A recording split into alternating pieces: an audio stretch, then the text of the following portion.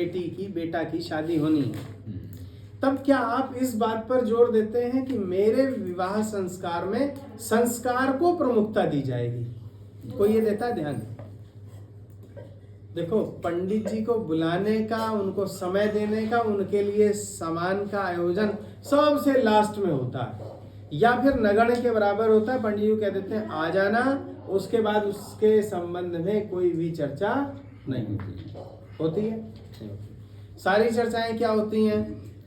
Band हुआ क्या नहीं, स्टेज हुआ क्या नहीं, शामियाने की व्यवस्था हुई कि नहीं, खाने पीने की व्यवस्था हुई कि नहीं, पैसा कितना लगेगा, दहेज पूरा हुआ कि नहीं, कार देनी है, घोड़ा देना है, क्या देना है, वो लड़की के कितने कपड़े जाएंगे, कितने आभूषण चढ़ेंगे, लड़के के लिए, उसके पड़ोसियों के लिए, उसके रिश्तेदारों के लिए क्या क्या जाएगा, मम्मी पापा सबकी गणना हो जाती वहाँ।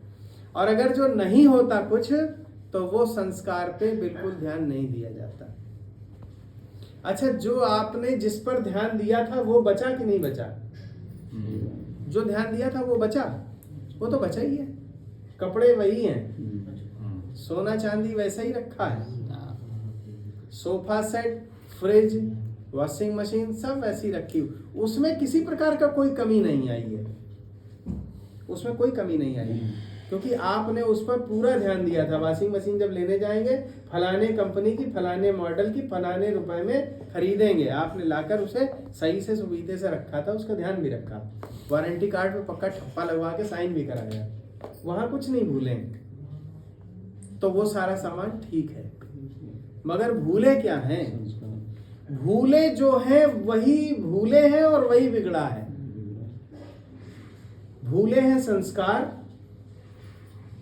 भूले हैं गृहस्थ की नींव, गड़बड़ी की है नींव में, इसलिए घर या तो आज गिरेगा, या 4 दिन बाद, या फिर 10 साल बाद, या 5 साल बाद गिरेगा जरूर। यदि बहुत ज्यादा धर्मात्मा माता पिता के संतान हैं और एक दूसरे के प्रति समर्पण भाव है तो बने रहेंगे, और नहीं तो चले जाएंगे। 1 साल, 2 साल, 4 साल, 6 साल। मैं कई बारी संस्कारों में ये कहा करता हूं कि जीवन में ईश्वर ने चुनकर आपको पति और पत्नी बनाया है, चुनकर, ठीक है जी। संसार में अनेक स्त्रियां थी, लेकिन आपको एक मिली है, तो ये क्या हुआ? ये चयन प्रक्रिया है। आपने देखा सुना फिर निर्णय लिया, उसने भी देखा सुना निर्णय लिया, ईश्वर का माध्यम था। क्योंकि कुछ फलों का भोग, आप समझ लीजिएगा ये बात मैं बहुत गहरी कह रहा हूं, हमारे जीवन में हमने अपने पूर्व जन्मों में और इस जन्म में हमने बहुत सारे कर्म किए हैं, और उनके फल हमें प्राप्त होने हैं भाग्य के रूप में। भाग्य क्या है?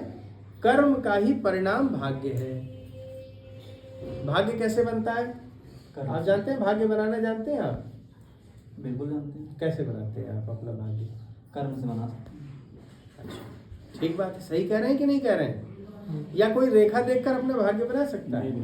अब मैं आपको तुरंत आपका भाग्य बनवाता हूँ। देखो, सामने पड़ोसी रहते हैं, सामने घर वाले रहते हैं, जाइए उनका घंटी बजाइए, और जैसे ही निकले उनको 2 हाथ मारिए, और फिर उसके बाद क्या होगा? वो घर से डंडा निकालेगा और आपका भाग्य बना देगा तुरंत। सत्कर्म होते हैं। अच्छा, फिर जाइए दोबारा, फिर घंटी बजाइए, और फिर जाकर के आप कहिए कि आप तो बहुत अच्छे व्यक्ति हैं, आप जैसा पड़ोसी मिलना मुश्किल था, आप मुझे, ईश्वर की पता नहीं कौन से हमारे कर्म रहे होंगे, आप मुझे पड़ोसी के रूप में मिले हैं, आप इतने अच्छे हैं, आपका स्वभाव इतना अच्छा है, मैं इतने दिनों से आया हूँ, अभी तक आपके मुख से हमने कुछ वैसा सुना नहीं उल्टा सीधा, और मैं देखता हूँ आपकी क्रियाविधि सब अच्छी है, तो क्या होगा? क्या भाई साहब अंदर आइए ना, बाहर खड़े होकर क्यों बात कर रहे हैं? तो बेटे भेजा तो तुरंत जाओ मिठाई लेकर आओ, है? क्योंकि आपने वैसा व्यवहार किया, कर्म किया, तो भाग्य तुरंत बदला। और जिसको तुरंत भाग्य बदलने का चस्का हो वो करके देख ले। आपने गृहस्थ की नींव में लगाने वाले पत्थरों को, उसमें लगाने वाले सीमेंट गारे को आपने कभी ध्यान से नहीं देखा। आपने उस दीवार को जो सीमेंट जो बनाई जाती है नीचे, जो नीचे पिलर्स बनाए जाते हैं, आपने उसके बनाने वाले कारीगर को भी आपने ठीक से नहीं देखा। आपने उसकी परीक्षा नहीं ली कि ये पुरोहित, ये पंडित, ये कैसा कार्य करता है। आपने कभी देखा कि भाई आपका एक संस्कार कराते हुए मैं देखूंगा, फिर मैं आपको अपने यहाँ बुलाऊंगा।